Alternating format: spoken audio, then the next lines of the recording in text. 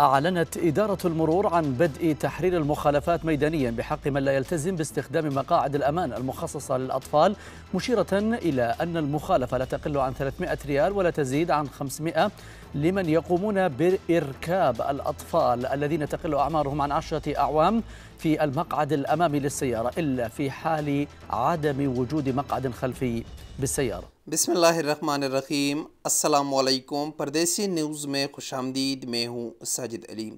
आज की वीडियो इंतहाई अहम है उन तमाम दोस्तों के लिए जिनका किसी भी तरीके से गाड़ी चलाने के साथ वास्ता है, क्योंकि आज से सऊदी अरब में एक नया कानून नाफिजुल अमल हो चुका है और इस कानून के बारे में आपके लिए जानना ज़रूरी है। सऊदी ट्रैफिक पुलिस के मुताबिक आज से वो तमाम अफराद जिनके साथ बच्चे सफ़र करते हैं, जिन बच्चों की उम्र 10 साल से कम है, अगर ऐसे बच्चों को आप अगले सीट पर बैठाएंगे तो उस पर आपको जुर्माना किया जाएगा और ये जुर्माना 300 रियाल से लेकर 500 रियाल तक किया जाएगा।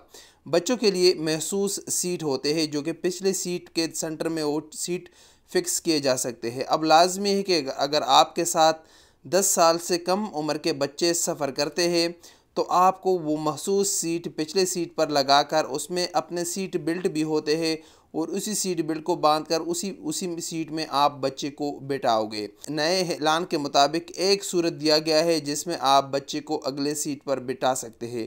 अगर आपके पास कोई ऐसी गाड़ी मौजूद है, ऐसी गाड़ी में आप सफ़र कर रहे हैं जिसका सिर्फ अगला सीट है, उसमें पिछला सीट नहीं है, तो आप उस सूरत में बच्चे को अगले सीट पर बैठा सकते हैं। आप जानते हैं सऊदी अरब में मशहूर गाड़ी 18 जो सिंगल सीटर होती है, तो उसमें पिछला सीट नहीं होता।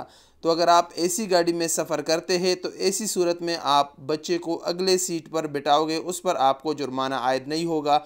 लेकिन बसूरत ही दीगर अगर आपके पास कार वगैरह या जीप है तो उस सूरत में आपको बच्चे को पिछले सीट पर बिठाना लाजिम है और इसके साथ साथ आपके लिए बच्चों के लिए मखसूस सीट भी अपनी गाड़ी में रखना ज़रूरी है। उसी में बच्चा बैठकर आप सफ़र कर सकते हैं। खिलाफ वर्जी पर 300 रियाल से लेकर 500 रियाल तक जुर्माना किया जाएगा। तो एक अपडेट था जो आप दोस्तों के साथ शेयर करना ज़रूरी था। अस्सलाम वालेकुम वरहमतुल्लाहि वबरकातुहू।